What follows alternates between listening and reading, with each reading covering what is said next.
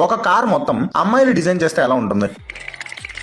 అయితే Volvo car company 9 మంది అమ్మాయిలకి స్పెషల్ గా అమ్మాయిల కోసం ఒక కార్ డిజైన్ చేయమని పూర్తి ఫ్రీడమ్ ఇచ్చేశారు. అయితే వాళ్ళంతా కష్టపడి ఒక కార్ ని డిజైన్ చేశారు. అయితే ఈ కార్ చూడడానికి ఒక ఫ్యూచరిస్టిక్ కార్ లో ఉంది కదా.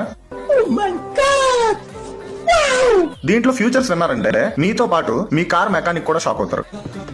తీస్తా, నాలో ఉన్న క్రియేటివిటీ మొత్తం బయటికి తీస్తా, నా తడాకా చూపిస్తా. మొదటిది, ఈ కార్ కి బోనెట్ ఇవ్వలేదు.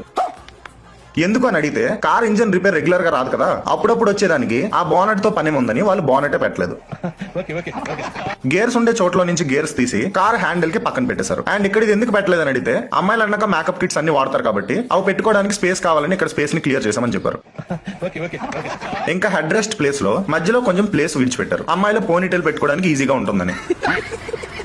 ఎందుకో మరి తెలియదు కానీ వీళ్ళు ఎంత బాగా డిజైన్ చేశాక కూడా వోల్వో కంపెనీ ఈ కార్ ని మార్కెట్ లోకి తీసుకురాలేదు. తొక్కేశారమ్మా, లోకల్ పాలిటిక్స్ టాలెంట్ అంతా తొక్కేశారు.